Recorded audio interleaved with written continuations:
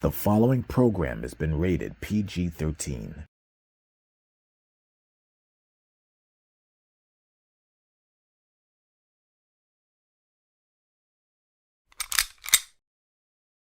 Shalom, Israel, giving honor and praise to the Most High God on this Friday night Sabbath.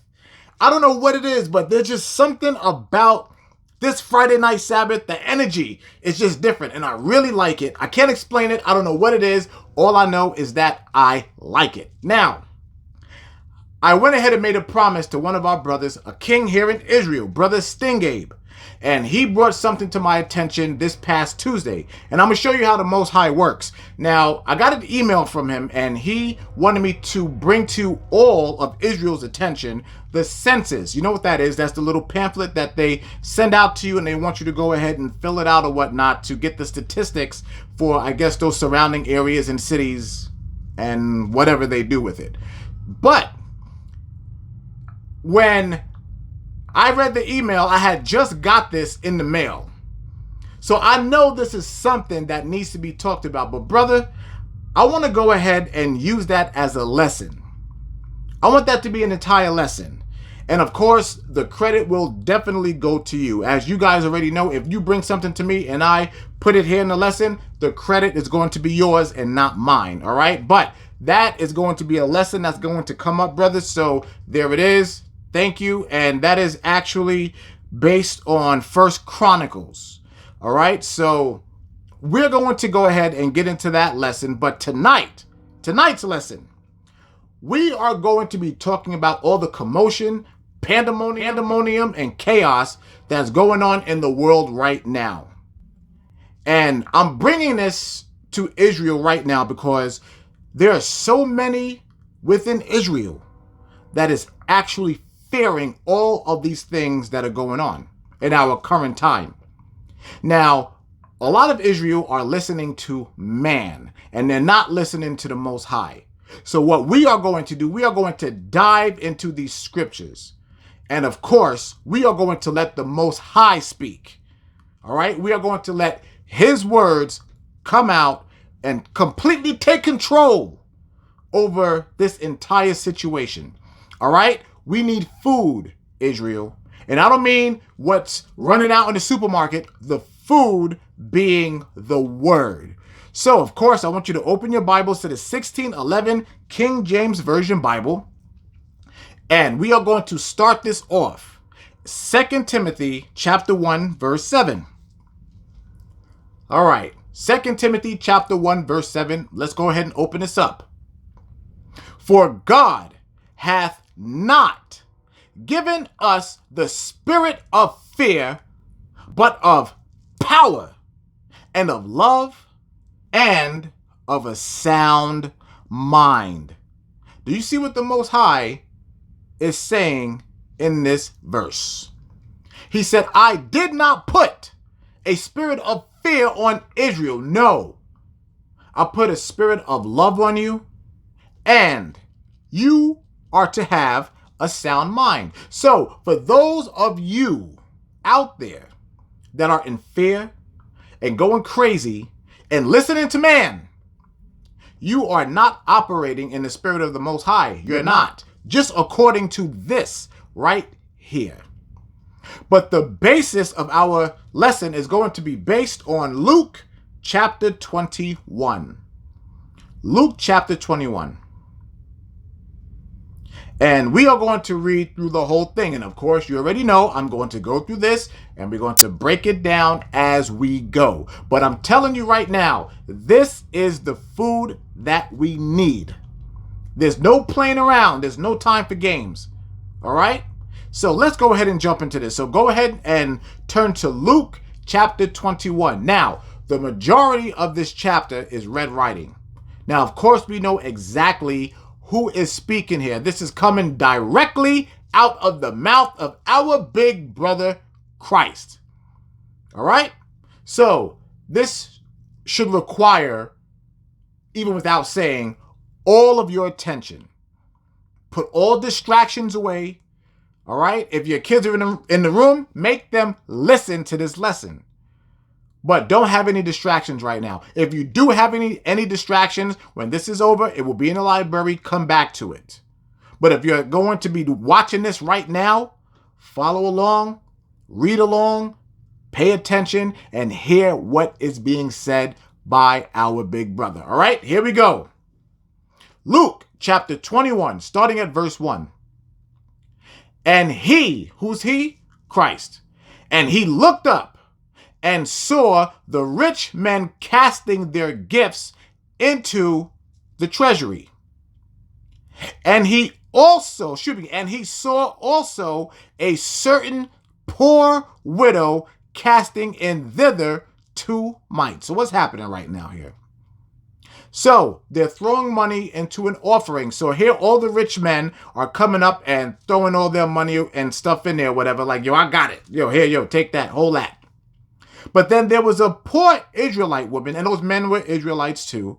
But now a poor, impoverished Israelite woman threw her coins in. And I want to break this down here so you can get some definitions. And he saw also a certain poor widow. So this was a woman that lost her husband. Casting in thither. Thither means over there. 2 mites. And mites are old Roman currency.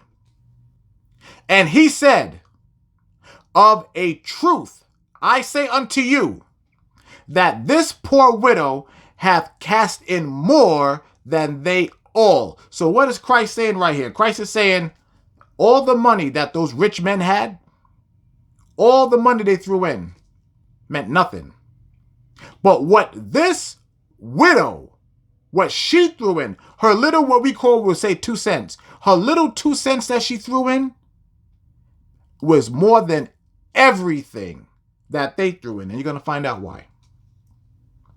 Verse 4, for all these have of their abundance cast into the offerings of God, but she of her penury, meaning poverty, hath cast in all the living that she had. So this woman threw everything in. So those 2 little mites was all she had, and she threw it into the offering. Now, what is this reminiscent of? Those men having all this abundance or whatever, right? Not giving all, not speaking of monetary things and not speaking of their luxury. Now we're talking about not giving all, meaning that they are not fully committed in this word. Today, that'll be a Christian who they read the Bible, have no idea what they're reading though, and they'll go through the motions. They're playing church, like my grandmother used to say. But this poor widow woman gave everything she has. What is that reminiscent of? Us in this truth, following the commandments. That's what that's breaking down there. Verse 5. And as some spake of the temple, how it was adorned with goodly stones and gifts, he said, as for these things which ye behold, the days will come in the which there shall not be left one stone upon another that shall not be thrown down. So you already know what Christ is talking about here. He's saying all these stones and all this around here, all of this is going to fall. Every last one of them will fall. Now, of course, we knew what that was all about there during the crucifixion. And after he passed away, what happened? It was a great earthquake and all of those things fell. And what is that also reminiscent of? The fall of the kingdom of Edom. Verse 7. And they asked him, saying, Master, but when shall these things be? And what sign will there be when these things shall come to pass? So now the people are asking him, okay, well, hold on a second. So you're saying that all this is going to happen, these things are going to fall. When is this going to happen? Verse 8, listen to what he says. And he said, take heed that ye be not deceived. So now take heed means be alert, warning, Make sure that nobody deceives you. Make sure that nobody lies to you. Make sure that nobody is going to stare you down that broad road. Christianity. For many shall come in my name. Many shall come in my name. Isn't that what the Christian church is all about?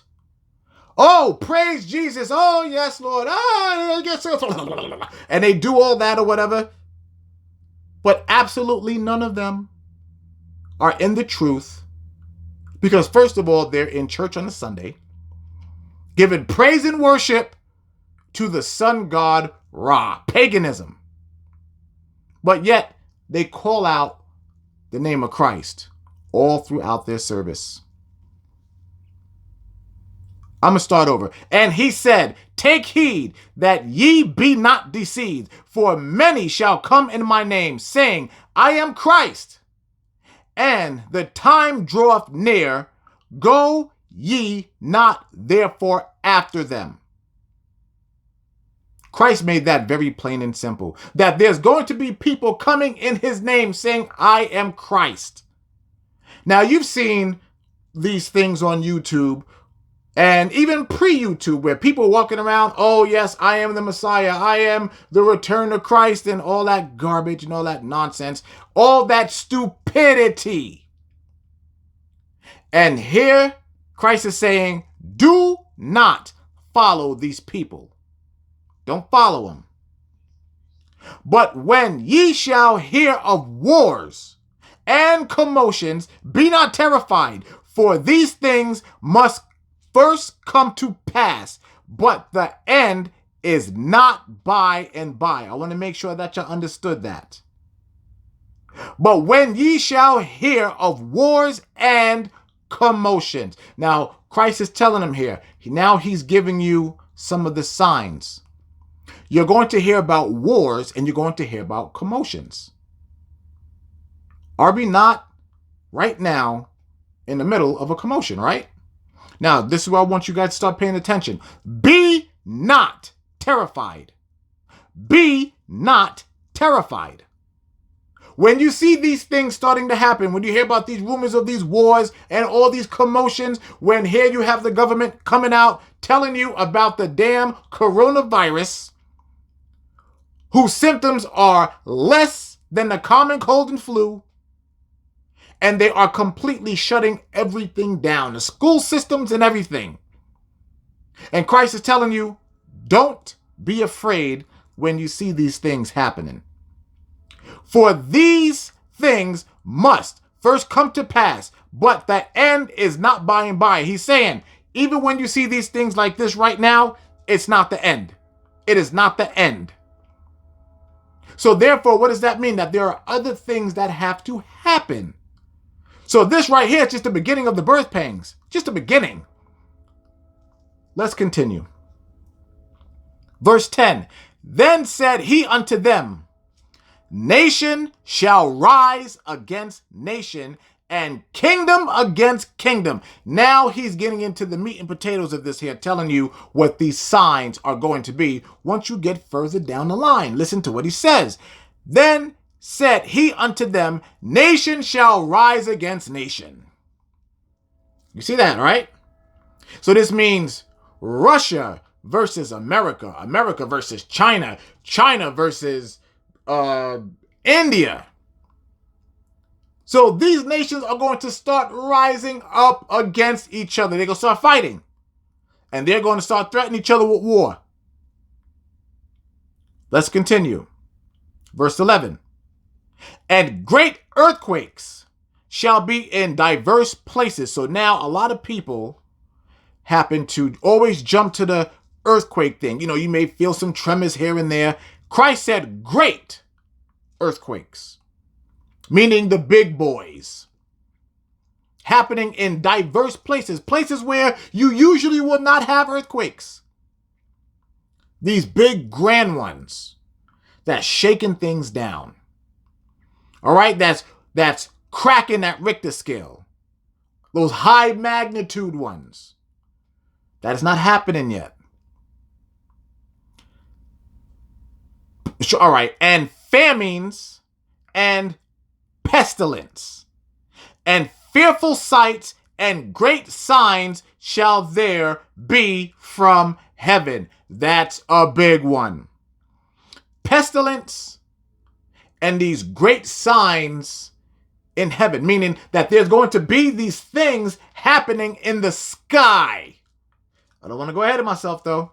I don't want to go ahead of myself. But he's telling you, focus on the sky. Let's continue.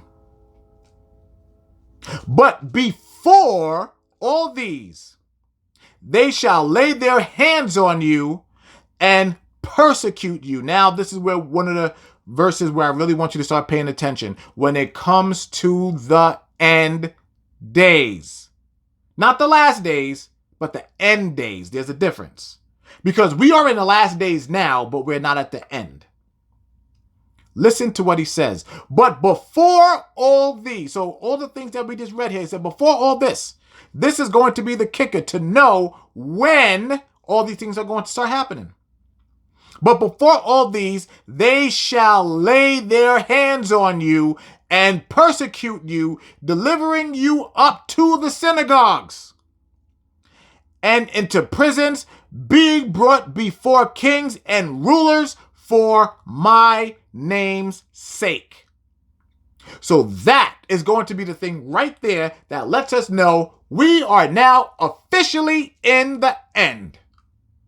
When us, Israel, the ones keeping these commandments, the ones who will boldly say that it is the black Messiah, that is the ruler of this world. At that time, they are going to start taking us and grabbing us up and doing all these horrible things to us, cutting off our heads, throwing us in jail, prisons, and taking us up to the synagogues. What synagogues? Could that possibly be the Christian church that wants to abide by their little white Jesus? I'm telling y'all have no idea what's coming to this planet. But as you can clearly see, those things are not happening right now. But I don't want to jump ahead of myself. Let's go ahead and continue. And it shall turn to you for a testimony. You see that? So they may grab a lot of us and take us into gatherings or whatever and come to us with freaking swords and put it right on our necks and be like, who is the Messiah? And your answer should be the almighty black Messiah, Jesus. And at that time, guess what? They're probably going to cut your head off. Now, I know a lot of you may go ahead and say, oh my gosh, that sounds horrible. Listen to the scriptures. Verse 14, settle it therefore in your hearts, not to meditate before what ye shall answer. So he's saying it better be in your heart, in your mind, in your heart. It better be that you already know who I am. No fumbling and tumbling around like, no, he said it better be on your heart, which means you better be dedicated to knowing that the black Messiah, Revelation chapter 1, verse 14, that is the Messiah. Him. Let me read 14 again. Settle it therefore in your hearts, not to meditate before what ye shall answer, for I will give you a mouth and wisdom, which all your adversaries shall not be able to gainsay nor resist. Do you understand that? Who are our adversaries? Israel, the other nations, particularly Edom. Verse 16, I want you to pay very close attention because now it gives you more definition of who your adversaries are. And ye shall be betrayed both by parents and brethren and kinsfolk and friends. And some of you shall they cause to be put to death. Your parents, your brethren, your kinsfolk, and your friends. Do you see how it laid out all things? All of your adversaries, those very people in your house right now. It may be somebody that's watching this with you right now. Because just because right now they're in this truth doesn't mean that they're going to be in the truth at the end. You see what's coming. And it's going to be violence against us. To the point where they're going to be cutting off our heads, shooting us in the face, whatever it may be. As you already know, this is all a part of their history. They've done this to us before. String him up. String him up. Put this noose around his neck. Hang him from the gallows. Now, for those of you who are not familiar with this here, which you should be, do you know why they used to burn crosses on black people's lawns? Not only black people, but Hispanics as well. They used to bring the cross to them and the Native Americans. Do you know why they did that? Because they knew who our big brother was. They've always known. Always. It is no coincidence that they used a cross to do it. It was a mockery.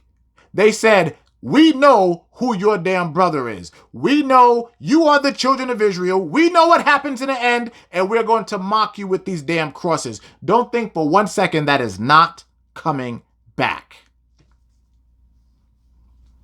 Verse 17. And ye shall be hated of all men for my name's sake. Do you hear what Christ said? All men are going to hate you because of Christ's name, the Black Messiah. Oh, the power in it. The power in that name. Remember, Christ said we have to believe on him as the scriptures said. Verse 18. Listen to this, Israel. Now, remember before how he was talking about they're going to cut your heads off and all that, and all this stuff is going to happen to us? Listen to this promise. But there shall not an hair of your head perish. Ooh. All this that's going on, all of this violence against the Israelites. What did Christ say? He said, not one hair on our head should perish. They can kill the body, but they're not killing the spirit. All praises to the Most High God. This is why he's telling you, have no fear. 2 Timothy 1:7. Have no fear. Can you imagine what it's going to be like in that day? Oh man. Let's continue. Verse 19. In your patience possess ye your souls. And when ye shall see Jerusalem compassed with armies. Compass means surrounded, like a compass. A compass makes a circle. So when you see Jerusalem circled with armies, then know that the desolation thereof is nigh, meaning that it's near. Then let them which are in Judea flee to the mountains. We talked about the mountains before, specifically in the MLK study. Remember that? And let them which are in the midst of it depart out. Whoa, wait a second. Now, I do remember having a lesson as to the people that will be running into the mountains trying to hide. We just talked about this either last week or the week before. Who's going to be in those mountains, Israel? The other nations. Particularly Edom, being that's where they come from in the first place. They're going to the part we're going in. And let not them that are in the countries enter thereinto. For these be the days of vengeance. I'm going to read that again. For these be the days of vengeance, that all things which are written may be fulfilled. So many people go past that. I'm going to read it again. For these be the days of vengeance, that all things which are written may be fulfilled. What is that saying? Everything in these scriptures are going to be fulfilled. Everything in the book of Revelation is going to be fulfilled. So what is going to be fulfilled? What is the promise for Israel? The promise is that we are going into the kingdom, us and only us. That is what this is saying. This is no time for games. This is the promise. This is the absolute promise for Israel. Do y'all understand that? Everything written is going to be fulfilled. So what that means here for you sisters, that you will become queens again. For us brothers, we are going to be the kings of the earth and in rulership. All praises to the Most High God. That is a promise. And before I even continue reading, as all of you already know, all of you that are in this truth, everything up to this very current day that the Most High said in his Bible would happen has happened. We are living in it right now. Looking forward to the future? I hope so. Verse 23. But woe unto them that are with child, and to them that give suck in those days, for there shall be great distress in the land and wrath upon this people. And they shall fall by the edge of the sword. We went over that before, Israel. And shall be led away captive into all nations, and Jerusalem shall be trodden down of the Gentiles until the times of the Gentiles be fulfilled. And there shall be signs in the sun, in the sun. Now, remember earlier here in the chapter, it said that we are to look up at the sky. The signs are going to be in the sky. Now it's going to be more definitive. And there shall be signs in the sun and in the moon and in the stars, and upon the earth distress of nations with perplexity, the sea and the waves roaring. Men's hearts failing them for fear. I want to stop right there. Men's hearts failing them for fear. So I want to take a moment right now to talk about a couple of things that just happened over this past week here, early in the week, where there was a rumor, because it was some mayor or something, went ahead and put martial law in one of his tweets. And he even spelled it wrong, because martial law is spelled Martial. But he spelled it Marshall or whatever it is. And there was a wave of panic that went across Israel. Went across. A lot of Israel lost their minds because of a simple hoax rumor about martial law. You have no idea how much they panicked. It was all over social media. It was absolutely incredible.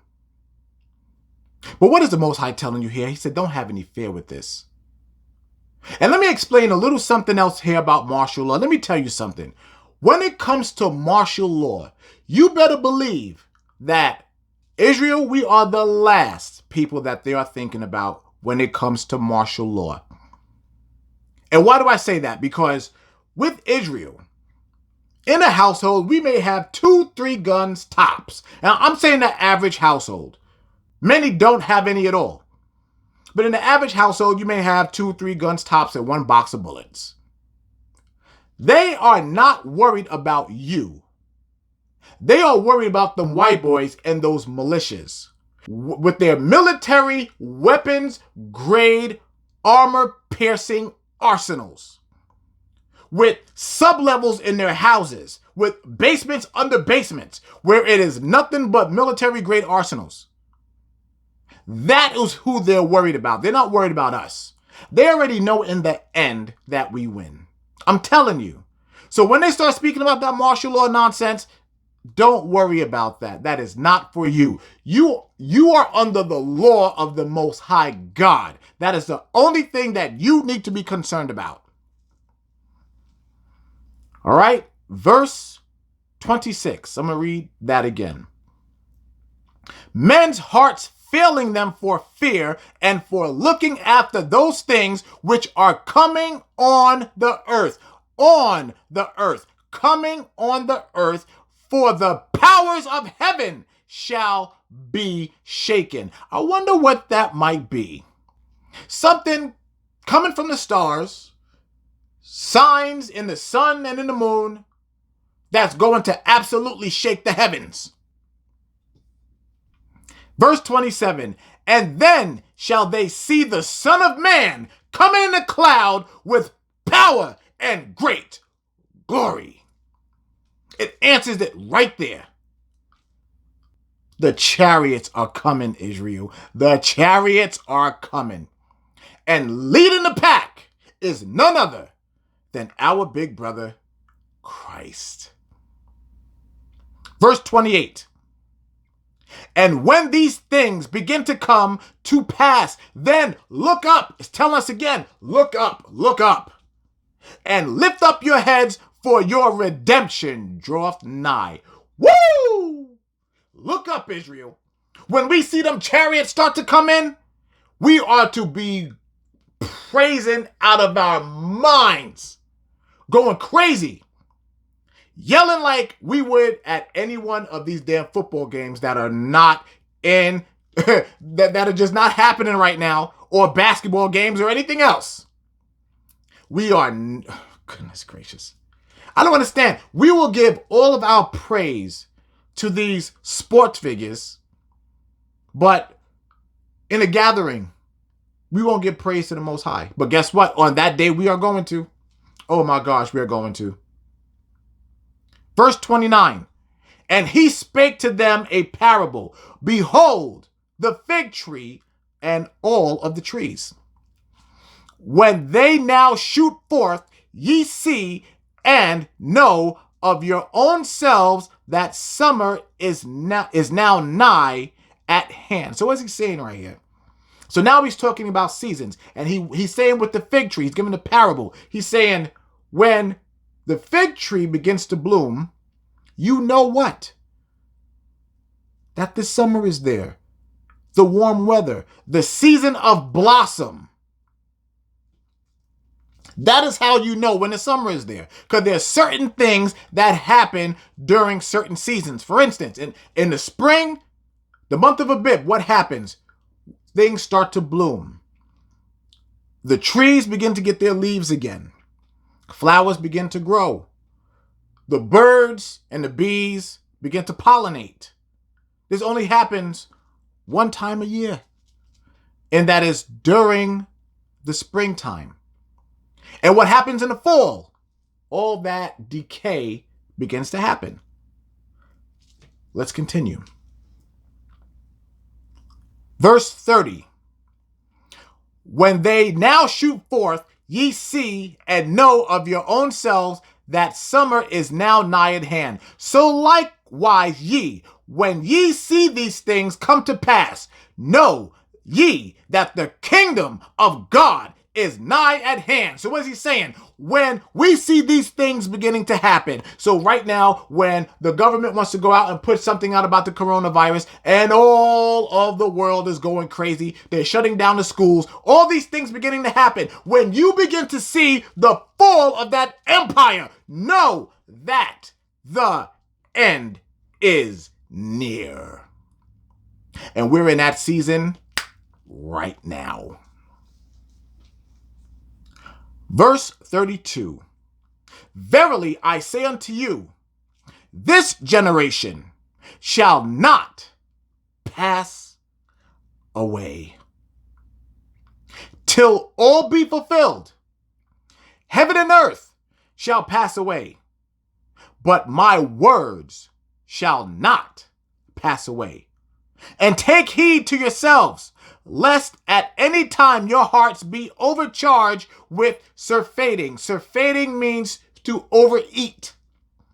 And drunkenness and cares of this life, and so that day come upon you unawares. So he's saying, you're going to be so wrapped up in what this damn world has to offer. You're worried about what man is saying, but you're not paying attention to what the Most High is saying. And he's saying that you're going to be so wrapped up in all of that and all these things. You're going to be wrapped up in sports. You're going to be wrapped up in what your kids are doing. You're going to be wrapped up in your own lives. You're going to be wrapped up with work, but you're not paying attention to what really matters.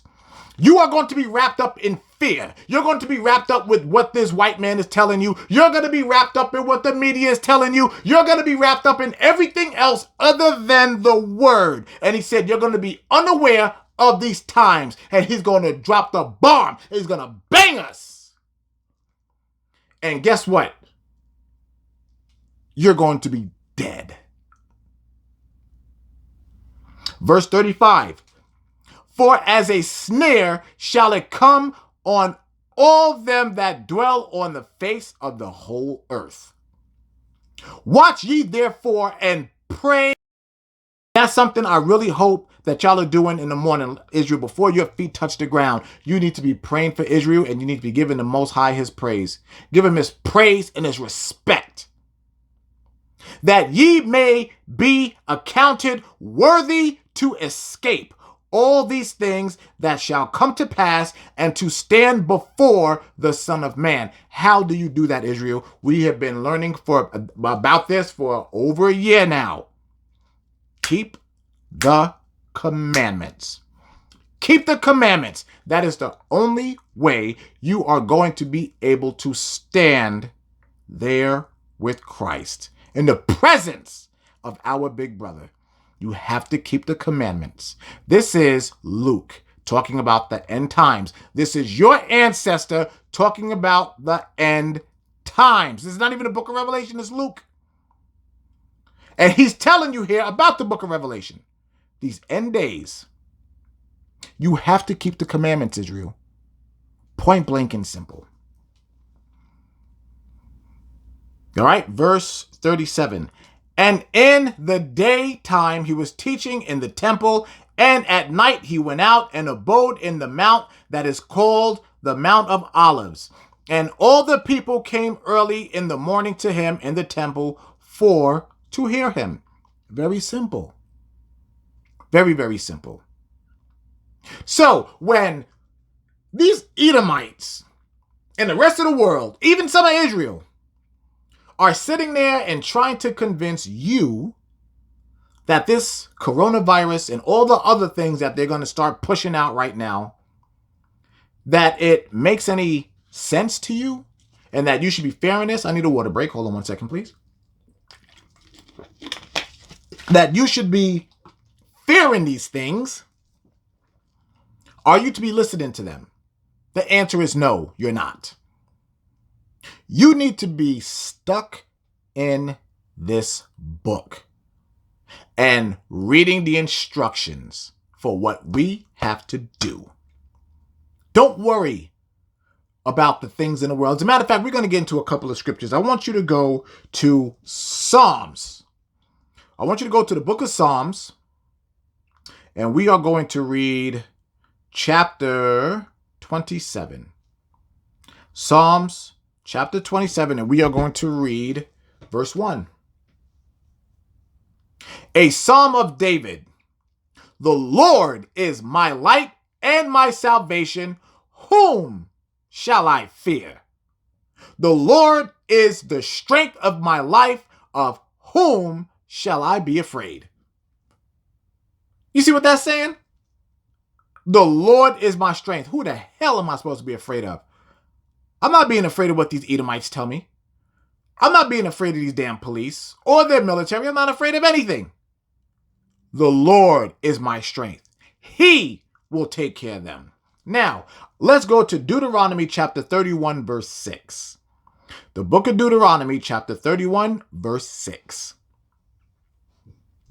Be strong and of a good courage. Fear not, nor be afraid of them.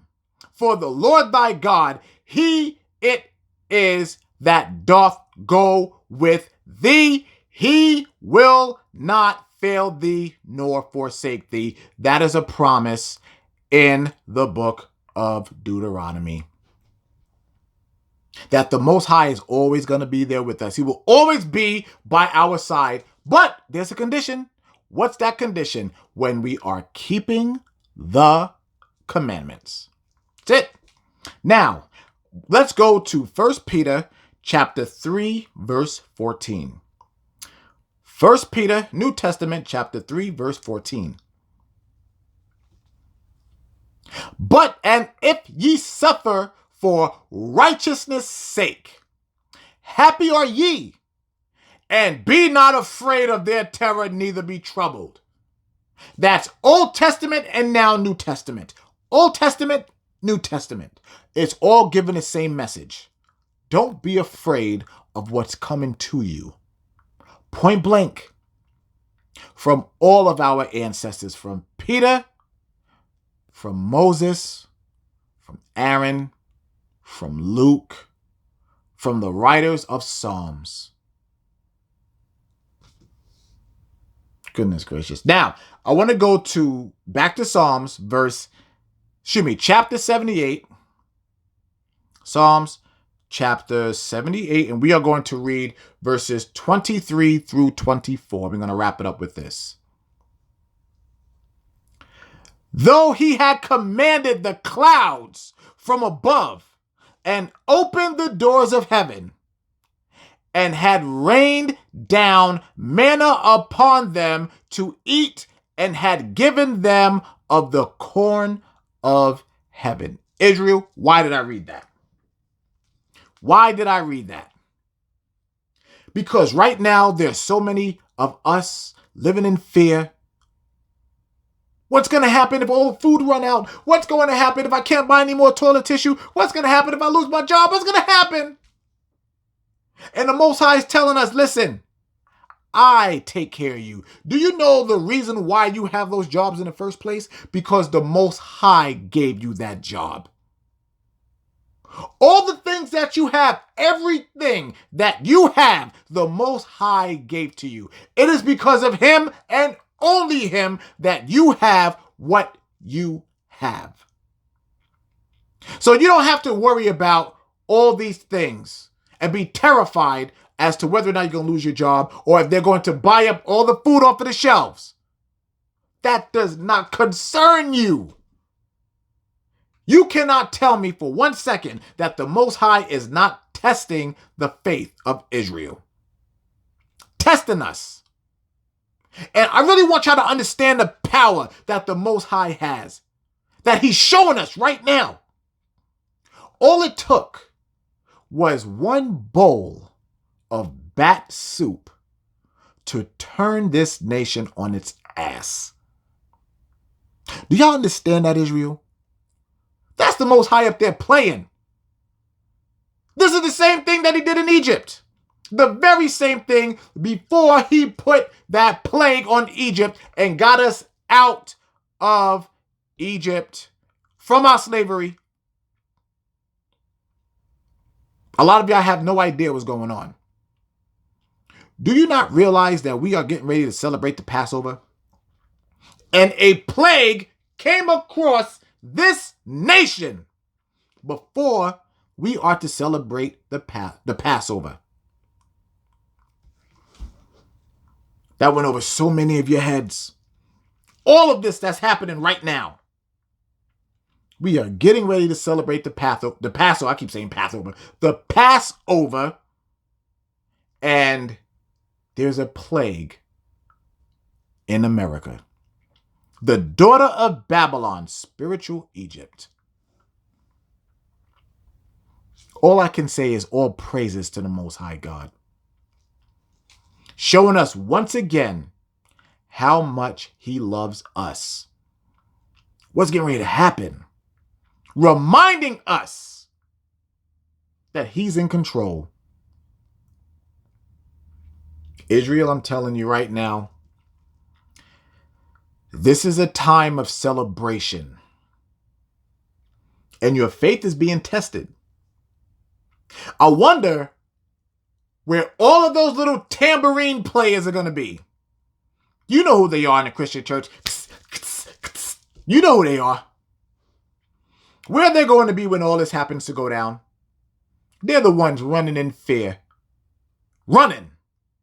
Petrified. Because there's no power in their church. And those Christian pastors are going to close them doors on them. Trust me, because their greed will not allow them to come in and eat with them. I'm telling you right now, that is going to happen if they haven't already started doing it.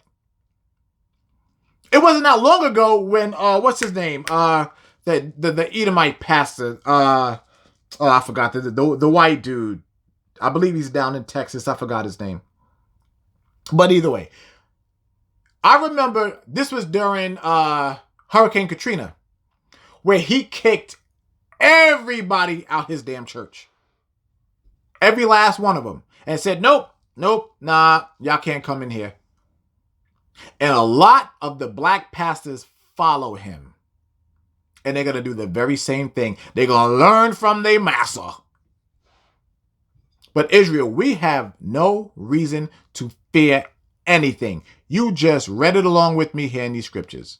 Joel Osteen, that's his name, little evil bastard. Him, that guy. Joel Osteen. I don't know why that took so long for it to come into my head. But expect to see all this happening. But you don't have to worry about that. Why? You're keeping the commandments, Israel. And you need to be studying this book. Just like I have to study. You got to study too. We got to study.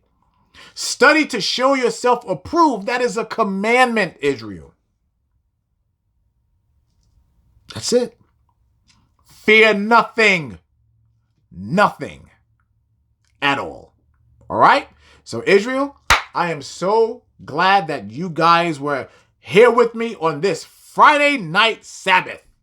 I really like this. So tomorrow morning, when you wake up, just remember that the Most High is in control of everything. Even if the situations look so grim, it looks so bleak, don't worry about it. Remember, do not rely on your own understanding, Israel. Leave this in the hands of the Most High God. All right? And with that being said, Israel, I love y'all. I'm out.